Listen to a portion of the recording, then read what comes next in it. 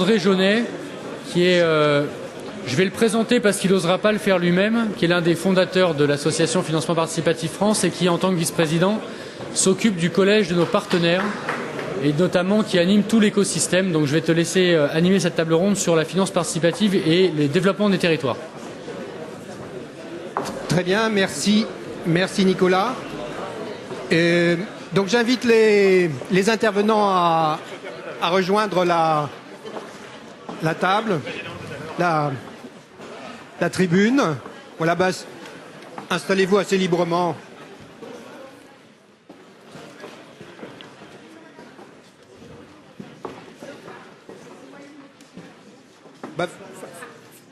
D'accord.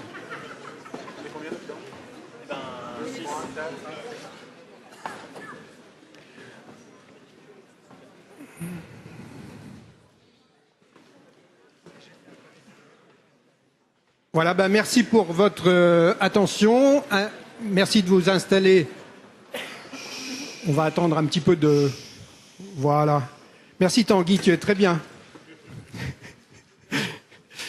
Voilà.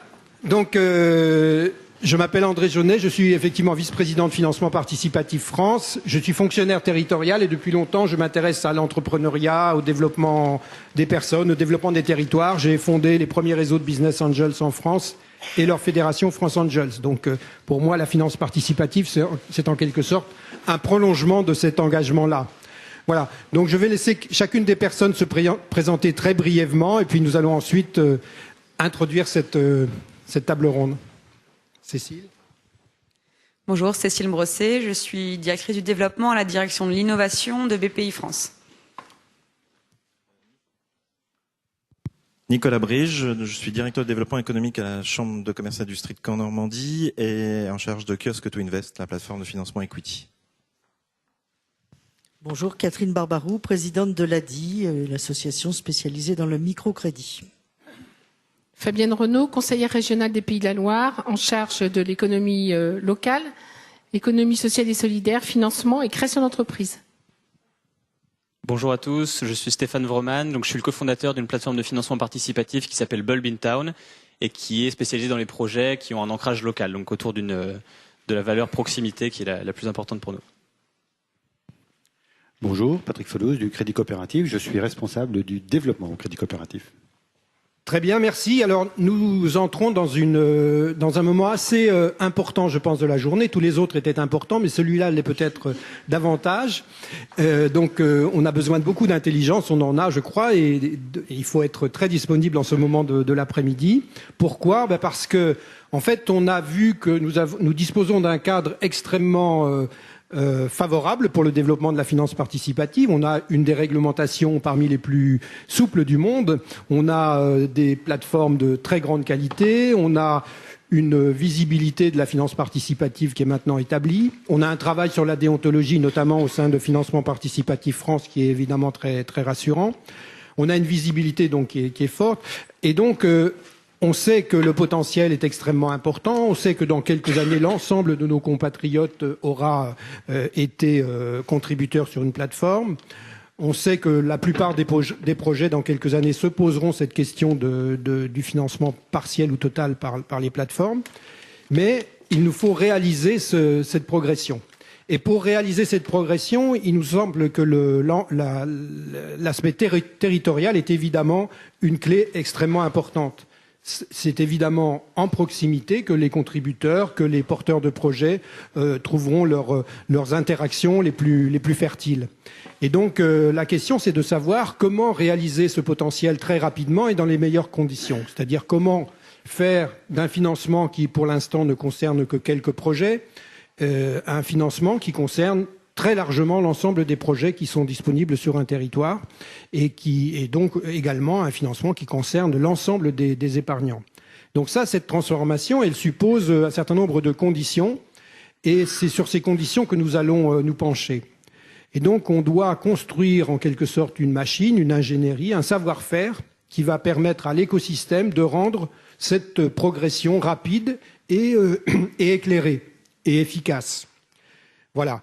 Et on a vu dans les précédentes tables rondes que cette situation, pour l'instant, elle est source de perplexité parce que nous avons beaucoup de plateformes sur les territoires, donc même les professionnels du développement local sont perdus par rapport à cette complexité. Et donc, on s'aperçoit d'ailleurs que sur certains territoires, il y a des institutions qui se précipitent dans un partenariat en tête-à-tête avec une seule plateforme, ce qui, à mon sens, est tout à fait insuffisant et très restrictif par rapport à la diversité des possibilités offertes par la finance participative dans son ensemble. Et donc, il nous faut trouver des moyens pour les professionnels du développement local d'appréhender la situation, de s'approprier tout cela et d'arriver à gérer cette difficulté de la complexité sans assécher, sans réduire finalement tout le potentiel de la finance participative. Voilà. Et donc c'est cette question que nous devons traiter cet après-midi. Et donc on doit penser qu'à la sortie de cet atelier, on aura présenter les conditions qui permettront aux professionnels de la finance participative dans quelques mois, je veux dire, d'être plus à l'aise avec cette complexité et d'en faire leur miel.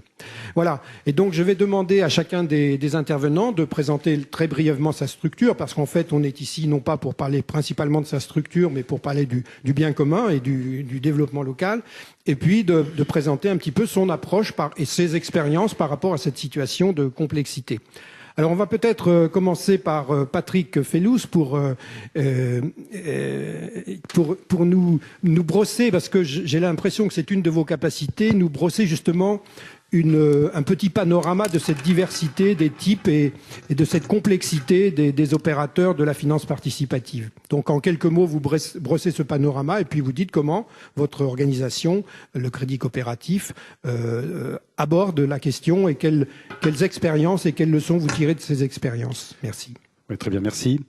Alors tout d'abord, en quelques mots, donc le Crédit Coopératif est, comme son nom l'indique, une banque coopérative, c'est-à-dire qu'elle a été créée il y a maintenant 121 ans par des entrepreneurs qui se sont organisés en coopérative et qui ont finalement, au fur et à mesure du temps, transmis leurs valeurs, ou en tout cas leur identité dans la maison que je représente aujourd'hui, qui est essentiellement une banque d'association, enfin de l'économie sociale et solidaire, qui s'adresse à l'économie sociale et solidaire, aux entrepreneurs et aux particuliers qui trouvent au Crédit Coopératif une façon de faire de la banque.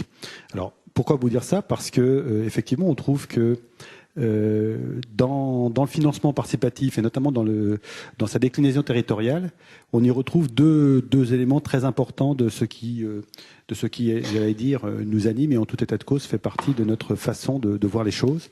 La première, c'est la traçabilité, la visibilité sur ce qu'on fait. Je crois qu'aujourd'hui, les particuliers, le public, de manière générale, souhaitent, et notamment, c'est une des raisons pour lesquelles le monde bancaire est des fois un petit peu mis au pilori, souhaite savoir ce qu'on fait de son argent.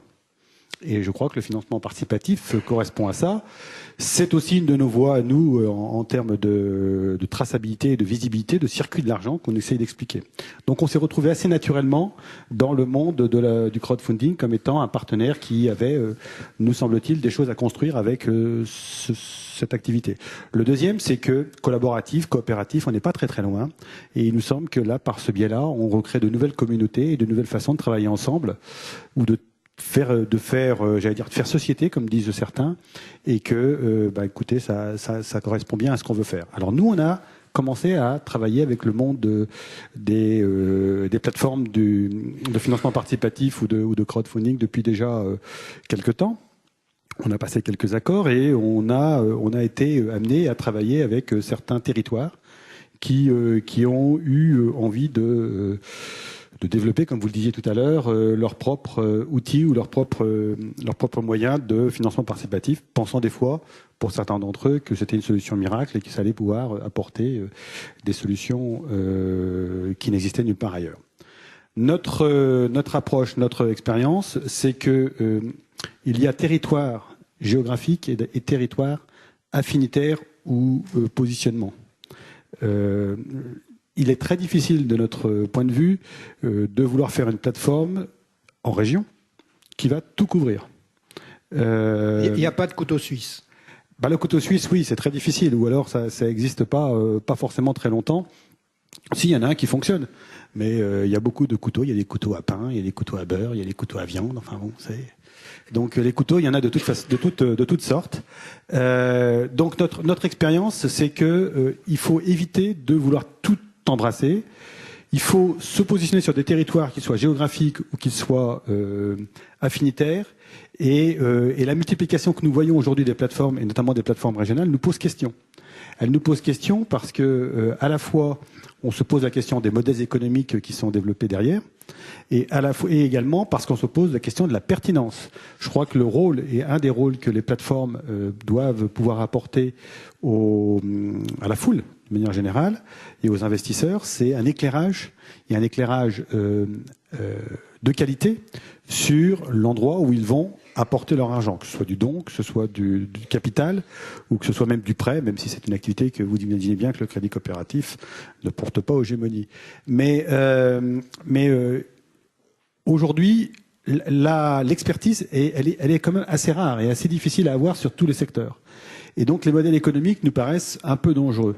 Alors nous, on a développé des partenariats, on a participé et on participe encore à des expériences, enfin pas des expériences, à des mises en œuvre de plateformes totalement opérationnelles. Hein. On a travaillé et on travaille avec la région Poitou-Charentes sur Adopte un projet, dont nous sommes un des membres fondateurs, hein, avec d'autres structures spécialisées. Je vois qu'on me regarde, qui apporte là, effectivement, et là ça nous paraît extrêmement important, qui apporte un savoir-faire et un ancrage territorial. Mais cette plateforme n'a pas vocation à traiter tous les problèmes ou toutes les questions et tous les métiers des plateformes qui sont aujourd'hui celles que peut exercer une plateforme de crowdfunding. Alors, deuxième territoire sur lequel on a travaillé, on travaille et on a fait une première opération et on va probablement en faire beaucoup plus parce qu'on a un partenariat qui se noue avec une plateforme spécialisée dans les énergies renouvelables qui s'appelle Lumo, qui elle a choisi non pas un territoire géographique, même si elle est née d'un territoire géographique, mais a choisi un territoire de savoir-faire, de secteur et d'affinité. Et là aussi, il nous semble que les modèles doivent être adaptés à ce que sont les savoir-faire et les attentes. Je crois que si on pouvait résumer un peu notre pensée, c'est que nous souhaitons nous accompagner ces médias, ce nouveau média financier. Nous souhaitons qu'il soit complémentaire de la façon dont nous travaillons, mais nous pensons qu'il est important que les plateformes, au fur et à mesure, choisissent leur territoire d'activité et qu'elles ne soient pas, même s'il y en aura peut-être qui arriveront à le faire, mais en tout cas qu'elles ne soient pas aujourd'hui à rebours de ce que sont leur acte de naissance, qui est écrit sur leur acte de naissance, la proximité, la traçabilité. Très bien, merci. Même question pour Catherine Barbarou, qui, on l'a dit, a eu une expérience assez longue déjà. Vous avez du recul sur ce sujet. Oui et non. Enfin, disons que on a depuis 2010, on a eu un accord avec Babylone. Je regardais d'ailleurs hier soir sur le site. On a financé 163 projets pour 523 000 euros de prêts qui ont été accordés. Mais si on met ça en regard de l'activité générale de l'ADI, en 2014, on aura, je pense, financé 16 000 créations d'entreprises pour un encours de 83 millions d'euros. Voilà. Donc ça nous donne à nous alors en même temps, dans les gènes d'une association comme la nôtre, et là j'essaie de vraiment répondre à la question d'André sur les territoires, l'ADI c'est l'association pour le droit à l'initiative économique, donc c'était s'occuper de projets qui n'avaient pas accès au microcrédit sur des territoires, et donc l'association elle s'est construite, y compris physiquement, avec des antennes, 120 antennes dans les dom-toms, dans les banlieues, enfin bon. Donc voilà. Mais dans l'initiative économique, il y avait bien sûr l'initiative économique des porteurs de projets, mais très vite et encore plus depuis que ce mouvement s'est accéléré avec des textes juridiques qui le permettent. Nous, on considère que le financement participatif, c'est encore aussi un élargissement de la citoyenneté et de l'initiative économique. Et donc, de ce point de vue-là, on est évidemment, un peu comme le disait Crédit Coopératif, on est dans nos valeurs, dans nos gènes, voilà. Alors, du coup, nous, on regarde maintenant un peu ce foisonnement en étant soucieux à la fois de notre public et des territoires un peu les plus difficiles, on va dire, pour la création d'entreprises. Et quand on regarde sous ces deux angles-là, on s'aperçoit tout de suite qu'il y a une espèce de paradoxe qui est que les publics qui auraient le plus besoin du financement participatif sont ceux qui risquent, comme il y a 20 ans quand l'ADI s'est créé et le microcrédit s'est créé, qui risquent d'être les moins bien lotis parce qu'ils n'ont pas de communauté. Et que les 80% des fameux premier et deuxième cercles, et qui va pas suffire de les aider à rédiger un pitch correct, ça va pas se faire tout seul, et que donc du coup on a un rôle à jouer dans nos partenariats avec les plateformes tout à fait particulier, qui est de continuer à créer les conditions qui permettent à ces créateurs-là d'accéder à un intérêt de la foule, quoi. Et c'est vrai que ça se passe essentiellement par les territoires et par l'écosystème de proximité, parce qu'il faut qu'il y ait une animation, il faut qu'il y ait une compréhension mutuelle de ce qui est possible de faire. Et donc, de ce point de vue-là, depuis quelque temps, donc André disait on a un peu d'antériorité, mais là, on est un peu offert à tout le monde, si j'ose dire, au nom de ces deux idées. Nous, on veut que ce public, qui représente quand même 90% de la création d'entreprises. Je rappelle, les auto-entrepreneurs, enfin voilà, l'accès. Et s'il a dit dans la période, sur les 3 dernières années, nous avons eu une croissance de plus de 15% de la création d'entreprises que nous accompagnons. Et on vient de voter ce matin un plan dans lequel on dit qu'on va doubler d'ici 2017. Si on est dans cette trajectoire-là, c'est bien qu'il y a beaucoup de petits projets avec des publics spécifiques qui ont besoin effectivement qu'un écosystème s'ouvre à eux.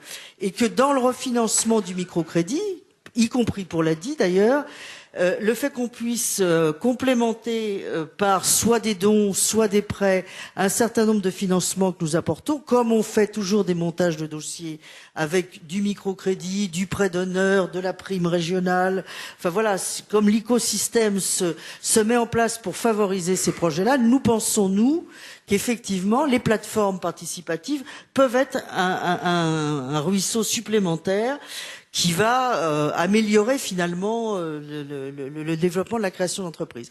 Donc voilà, donc nous on est dans cette attention-là. Du coup, on est effectivement fondateur de j'adopteunprojet.com en Poitou-Charentes. On travaille dans les Pays de Loire, mais Fabienne Renaud le dira, au mur, à être une des briques du mur, si j'ose dire. On est dans des opérations avec, par exemple, My Manager Company, AXA. Enfin voilà, on essaye de sentir, en gardant toujours, nous, le fil directeur, qui est tout ce mouvement-là démontre qu'il y a de la place pour des petits projets, que pour tester des petits projets, les plateformes peuvent être des moments très forts aussi pour tester et pour voir s'il y a un réseau commercial qui peut se développer. Et que nous, on est évidemment présents pour assurer cet accompagnement amont qui permet d'instruire les projets et l'accompagnement aval qui permet d'essayer de vraiment les aider à réussir. Et de ce point de vue-là, je terminerai par là, on est comme les plateformes, un peu quand même à la recherche du modèle économique, parce que tout le monde dit l'accompagnement, c'est formidable, c'est nécessaire, c'est indispensable, et c'est ça qui fait la réussite. Et c'est vrai, et si l'ADI arrive à obtenir les résultats qu'elle obtient en termes de pérennité, c'est bien ça. Mais je rappelle qu'à l'ADI, l'accompagnement, ça se fait avec 1300 bénévoles, en plus des 450 salariés, et quand même quelques subventions encore, ou quelques aides d'entreprises privées au titre de la RSE, mais qu'on n'arrive pas à le financer vraiment. Donc, j'invite quand même toute la salle à s'interroger sur le fait que l'accompagnement, à un moment donné, il faut qu'il soit dans la chaîne de valeur payé par quelqu'un. Voilà. Très bien. Et on pourra revenir pour savoir qui, mais en tout cas, il faut qu'il soit payé. Voilà une question supplémentaire pour la suite du débat. Alors, Nicolas Brige, donc les chambres consulaires, naturellement, elles se sont aussi intéressées au sujet. Et bon, tu vas décrire peut-être l'initiative que vous avez prise, et puis on va échanger ensuite après. Alors effectivement, en tant que chambre consulaire, on s'intéresse au financement des entreprises. C'était quand même la clé d'entrée du sujet. Et ce qui est important avant tout, c'est que dans le financement, on parlait de complémentarité de plateformes. Les entreprises, ils ont un cycle de vie, et je crois qu'aujourd'hui, le crowdfunding est capable quasiment de couvrir tous les cycles de vie, qui va du démarrage de l'entreprise, peut-être par de la prévente. On a vu que c'était un acte intéressant pour valider son étude de marché, financement d'exploitation et equity. Donc on s'est, à la Chambre de Caen, s'est intéressé il y a 2 ans et demi à ce sujet-là. Et on s'est un peu naturellement orienté dans un premier temps sur l'equity, marché qui n'était pas mature, sur lequel je ne vais pas revenir dessus, mais on a parlé beaucoup d'accompagnement et on s'est certainement dit que c'était une clé d'entrée. Le territoire, ce qu'on parle de territoire et de proximité, et que la clé d'entrée, ce serait l'accompagnement du dirigeant. Être très proche du dirigeant pour pouvoir l'emmener déjà sur des nouveaux modes de financement. Parce qu'il y a une pédagogie très forte à faire, il faut quand même le dire. Moi, j'ai des dirigeants qui ont énormément de questions et on a mis en place toute une série d'ateliers déjà pour justement mettre de la pédagogie derrière le crowdfunding et toutes les formes de crowdfunding, même si l'initiative... Il suffit pas que le crowdfunding soit connu, il faut qu'il soit complètement approprié. C'est pas. Il faut qu'il soit compris, quoi. Ça, c'est un élément qui était fondamental, donc d'apporter de la pédagogie. Et on s'y attelle. Il faut savoir qu'on a mis le réseau est en train de bouger. Parce que je parle de la Chambre de Caen, mais beaucoup de chambres ont rejoint ce dossier et ce projet. On est en train de mettre en place des formations pour des référents crowdfunding, parce que le crowdfunding, c'est du financement, mais c'est aussi du marketing. Il faut quand même le dire, une campagne de communication. Et donc, on est en train d'essaimer un peu sur tout le territoire ces fameux référents qui seront en capacité, en fonction d'un besoin, d'un projet et d'un dossier, de détecter quel type de crowdfunding qui pourra être mis en œuvre. Alors, on parlait de proximité, donc ça, c'est côté entreprise, mais c'est vrai que l'enjeu demain, c'est de trouver des communautés d'investisseurs ou contributeurs, parce qu'on associe souvent le même terme à toutes les formes de crowdfunding, mais là, encore une fois, il faudrait peut-être aussi faire le distinguo. C'est un élément important, la qualification du contributeur. Et on a tenté d'autres expériences, comme la première boutique éphémère de crowdfunding. Donc, pour vous donner l'expérience, ça c'était intéressant, parce qu'on parle de proximité. Donc là, on est dans l'ultra proximité.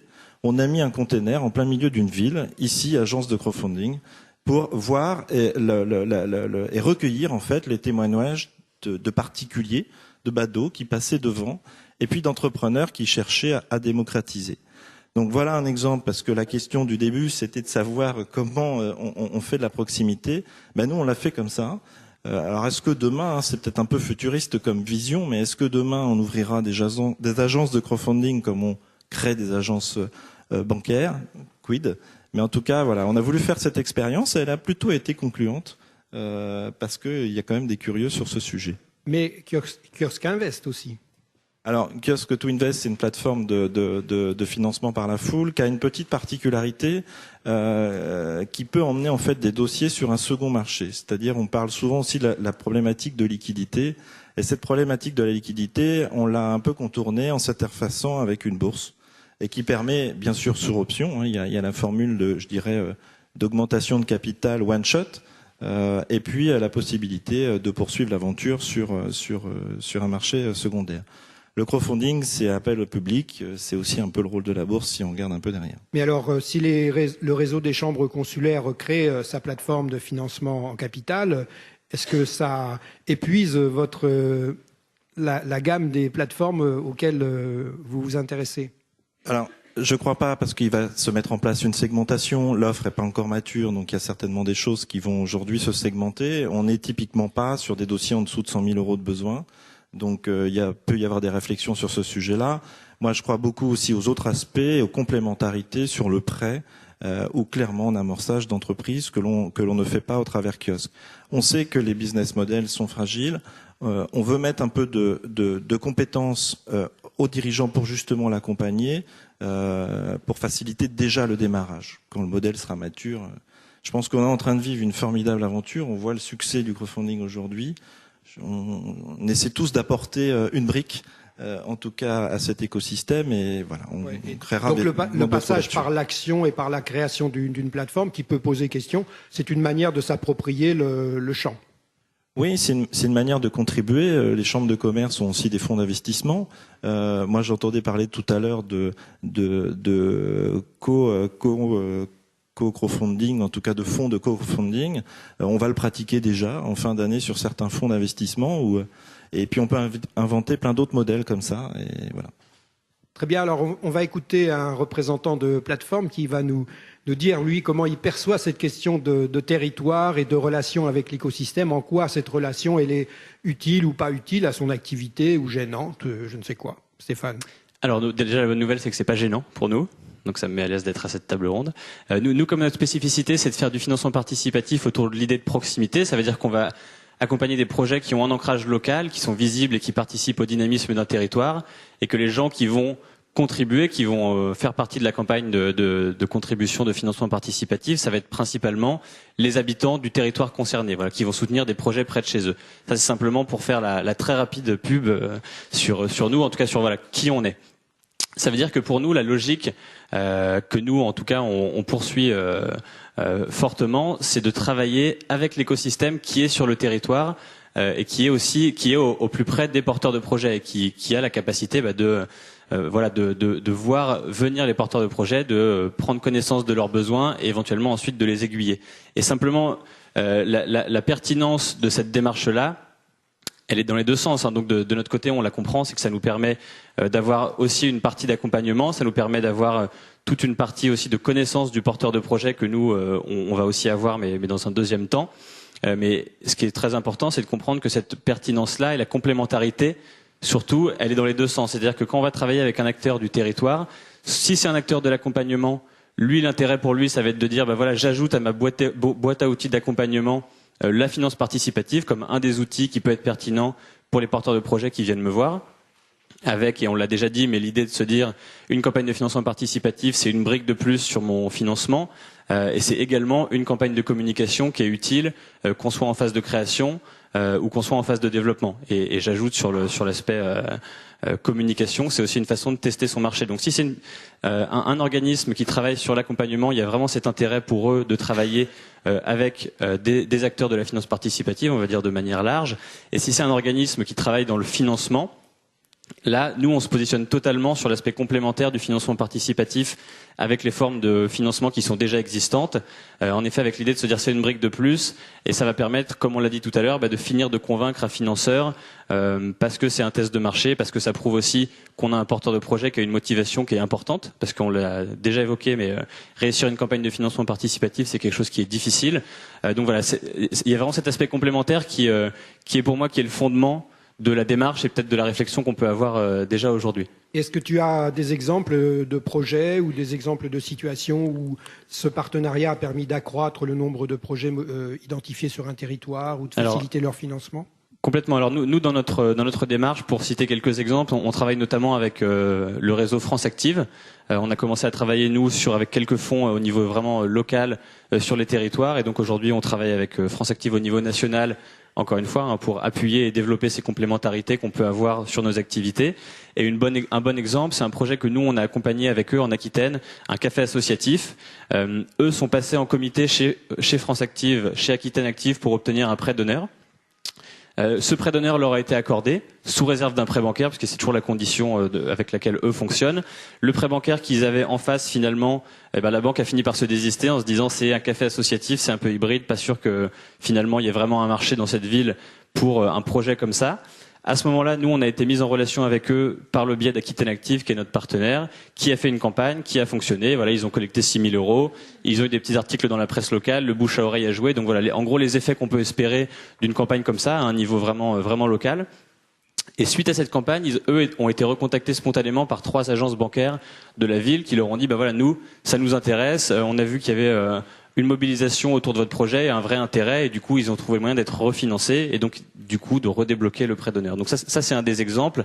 On est en train de réfléchir avec l'ADI aujourd'hui sur une partie de la France pour faire jouer aussi ce même type de complémentarité-là.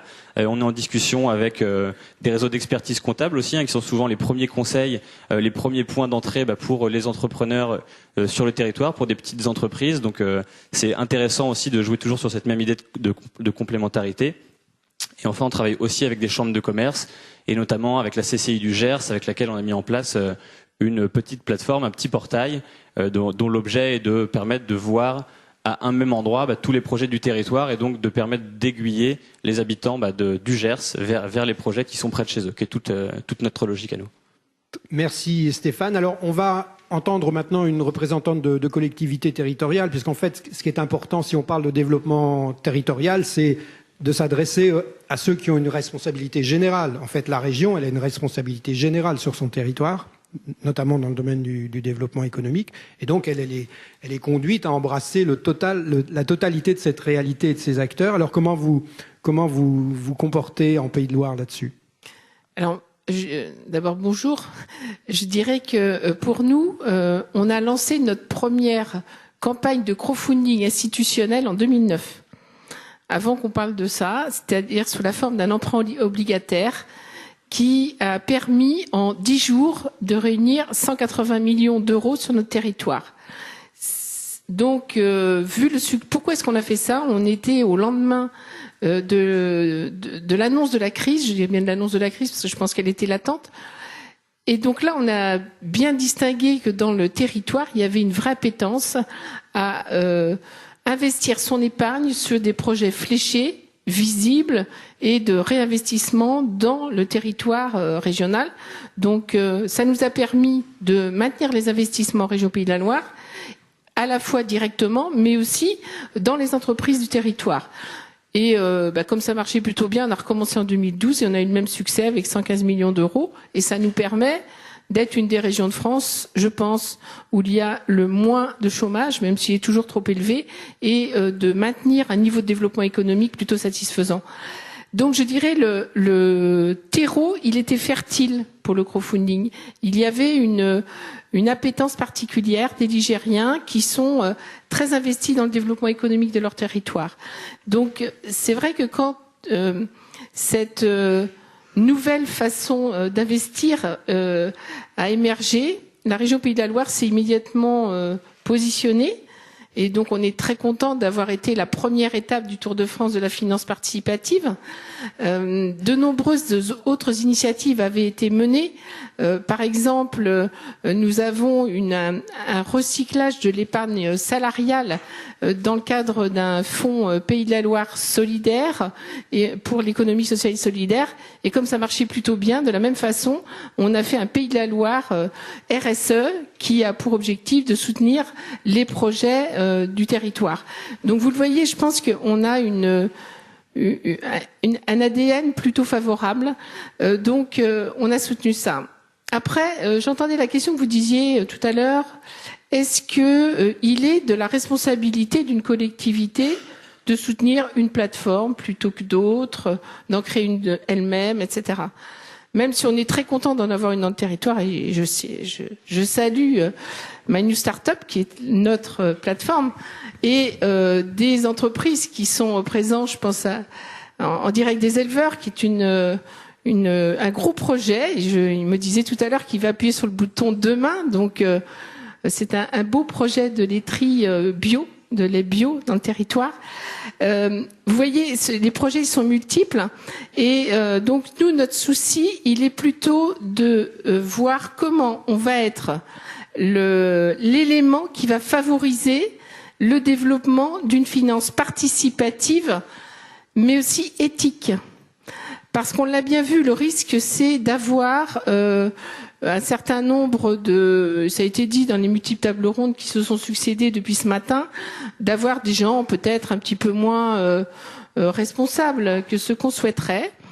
Donc on a réfléchi à 2 enjeux particuliers dans notre territoire et 2 actions particulières que nous allons mener. Alors nous sommes au début de notre réflexion, mais je pense que ça va aller vite parce que, je vous le disais, les choses sont mûres. Dans un premier temps, une labellisation des plateformes sur la base d'indicateurs que nous avons décidés en région Pays de la Loire. D'ailleurs, grâce à la création de notre Pays de la Loire RSE, en se disant on soutient les entreprises responsables, mais qu'est-ce qu'une entreprise responsable? Donc j'ai mené pendant 18 mois une réflexion sur la définition d'un référentiel de la responsabilité sociétale des entreprises en région Pays de la Loire, qui a donné déjà une vraie synergie dans le territoire et permet de pouvoir, par exemple, ouvrir des clauses dans les marchés publics de RSE, de pouvoir avoir des indicateurs pour l'évaluation des aides publiques. On a une commission régionale d'évaluation des aides publiques sur la base de ce référentiel, etc. Donc pour nous, c'est vraiment notre matrice. Alors je vais faire un petit peu de pub, mais vous la retrouverez là-bas. Le référentiel, il est simple, facile à utiliser et volontairement adapté à tout type d'entreprise, quelle que soit sa filière, quelle que soit sa taille. Et le deuxième axe, donc vous trouverez, on va mettre des petites cartes si vous le voulez bien à l'entrée, c'est pas un modèle, c'est tout simplement une dynamique collective de 200 acteurs du territoire qui se sont réunis plusieurs fois pour se mettre d'accord sur un référentiel territorial partagé. Et puis le deuxième axe, ça va être justement, et ça a été souvent répété ce matin, la nécessité de l'accompagnement. Moi, je suis heureuse de voir qu'il y a des présidents de plusieurs réseaux de création d'entreprises dans la salle. Il y a le réseau Entreprendre tout à l'heure, il a dit, on a parlé de France Active, il y en a d'autres. La nécessité, c'est de voir comment on va pouvoir travailler avec eux pour améliorer cet accompagnement des porteurs de projets de crowdfunding, travailler avec les développeurs économiques de notre territoire, parce que ce sont eux aussi qui vont être à la fois à la détection des projets, mais aussi à l'accompagnement. On en a estimé environ 900 sur le territoire, donc c'est une vraie force de frappe, mais aussi réfléchir peut-être à des dispositifs d'accompagnement concrets. Alors on est en pleine brainstorming, hein, c'est-à-dire que obligatoirement tous les jours on se dit comment on va faire pour être plus opérationnel. Moi je me disais pourquoi pas développer un fonds régional d'aide au conseil qui permettrait d'améliorer par exemple la création des pitchs pour se donner encore plus de chances d'être percutant, mais ça peut être sous d'autres formes nécessaires qui vont être exprimées au fur et à mesure.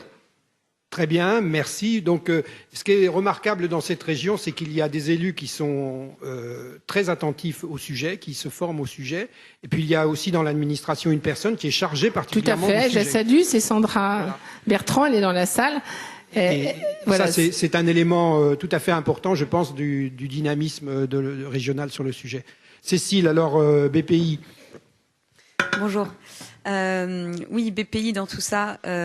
Évidemment, on est nous aussi absolument focalisés, enfin motivés par cette problématique du crowdfunding pour plusieurs raisons. Vous avez sûrement entendu mon collègue Vincent Dolphy parler ce matin, donc j'ai plutôt reprendre un peu la big picture et parler plus précisément de notre rôle dans justement la mobilisation des territoires. BPI France, c'est la banque des entrepreneurs. Donc, par définition, on est là pour accompagner les porteurs de projets dans leur stratégie de financement, pour les aider à financer au mieux leurs projets. Et vous le savez, on est actif à la fois en financement de l'innovation, en financement bancaire traditionnel et en investissement. Donc, sur l'ensemble de la maturité du cycle de vie d'une entreprise et par l'ensemble des moyens possibles pour financer une entreprise.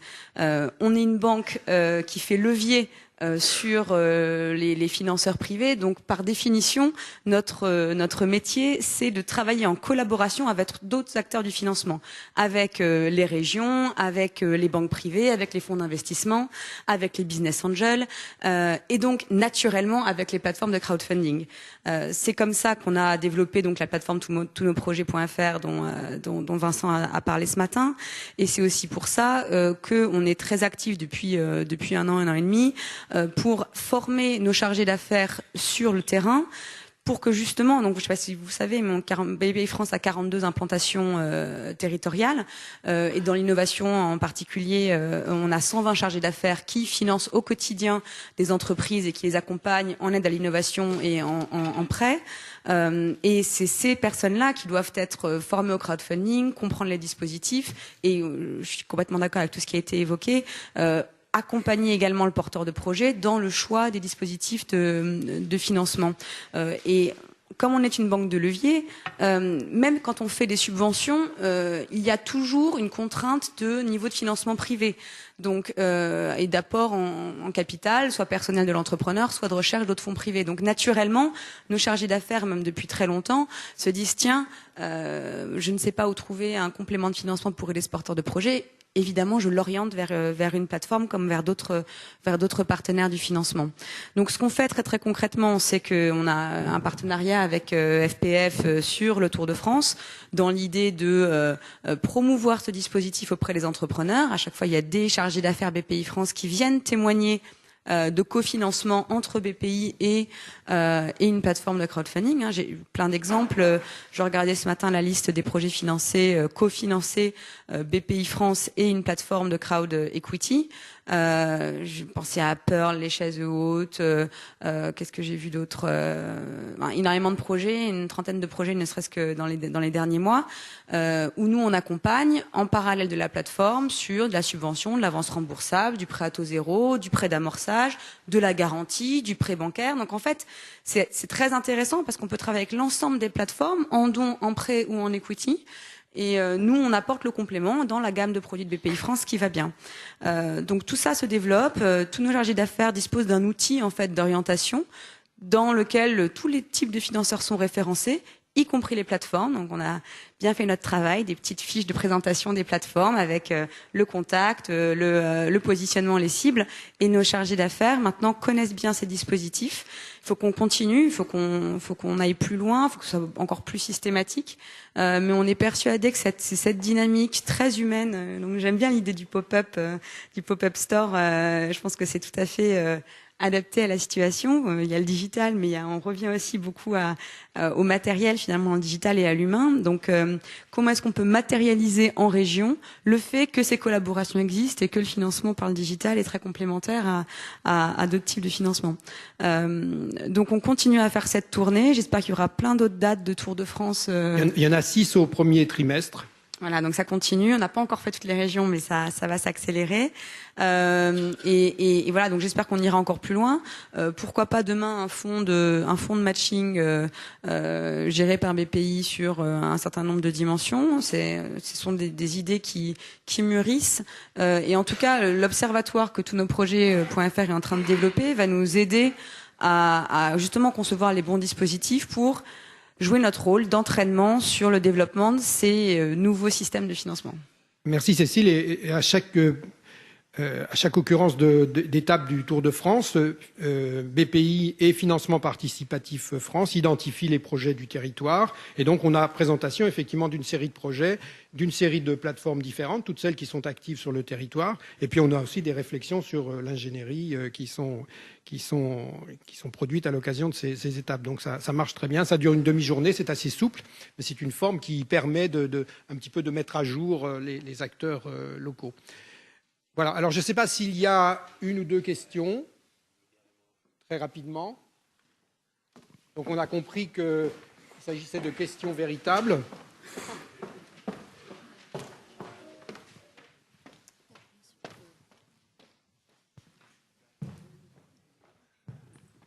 Bonjour, une question pour Cécile Brosset. Est-ce que BPI France pourrait intervenir directement en tant que contributeur financier directement sur la plateforme? Ça pourrait d'une part jouer pleinement son rôle d'effet de levier, d'entraîneur auprès de l'ensemble des autres investisseurs, et en même temps ça validerait le business model de la plateforme puisqu'elle lui ferait confiance. Alors, comme je le disais, on est en train de réfléchir à tous ces types de dispositifs qu'on pourrait imaginer. Et là, la complexité, c'est encore une fois la maturité du marché. Comme on l'a dit, il y a des centaines de plateformes et il faut que chacune développe son business model, développe sa capacité d'accompagnement. Le fait qu'il y ait une petite vingtaine de plateformes qui sont aujourd'hui labellisées sur tous nos projets, je pense que c'est un démarrage. Et plus l'observatoire que Vincent va développer pour justement suivre les performances des projets soutenus par les plateformes qui sont sur tous nos projets, plus on aura d'éléments pour justement décider de quelles sont peut-être les plateformes sur lesquelles on co-intervient, un pour un ou pas un pour un. Voilà. Mais c'est vraiment le champ des réflexions et je suis sûre qu'on va avancer rapidement sur ces sujets. Très bien. Une seconde question. Question à M. Fellouz, Crédit Coopératif. Jean-Guy Jaillis, je suis président d'une association qui intervient sur l'exclusion sociale et l'économie sociale et solidaire. Moi, je voudrais savoir, quand on est dans des territoires qui sont percutés par la crise, il y a la question de la création d'entreprise, mais aussi la reprise d'entreprise, comme on l'a vu tout à l'heure avec les biscuits Jeannette. Quand on est face à une approche de proposition du personnel en coopérative, est-ce qu'il existe aujourd'hui des plateformes de crowdfunding qui peuvent les aider au moins en conseil pour pouvoir aborder la négociation avec les banquiers? Alors, la question est effectivement intéressante. Le crédit coopératif, je l'ai pas dit tout à l'heure, a été créé par le mouvement des SCOP, donc des sociétés coopératives de production participative, excusez-moi, puisque le nom a changé, société coopérative de participation. Et donc, effectivement, on est assez proche de ce mouvement, on est resté assez proche de ce mouvement. Oui, effectivement, il y a une plateforme qui est en train de se construire à l'initiative de la Confédération Générale des SCOP, dont nous sommes partenaires, et qui, dans quelques semaines ou quelques mois, va pouvoir accueillir les projets d'opérations en coopérative de production et participative. Donc, la finance participative aura un outil pour aider les entreprises sous forme coopérative. Donc, nous, on les finance déjà, ces opérations, puisqu'on est partenaire assez important de ce mouvement. Attendez un tout petit peu, si vous voulez, je vous dirai tout à l'heure en aparté, puisque je ne peux pas faire l'annonce pour compte de tiers quand elle va se lancer, mais il y aura une plateforme qui sera gouvernée par le monde de la CGSCOP, donc de la Fédération des SCOP, pour ça. Moi, je voulais juste dire un petit mot, puisque tout à l'heure, il y a une question qui a été posée à la BPI. Nous, on intervient dans les plateformes. On investit dans certaines plateformes et on investit dans quelques plateformes parce qu'on veut construire des vrais partenariats, des partenariats solides où on a le temps de s'y consacrer. Alors effectivement, il y a beaucoup alors il y a plusieurs plateformes avec lesquelles on a déjà eu l'occasion d'intervenir et d'intervenir y compris en renforcement de structure, mais il y en aura d'autres.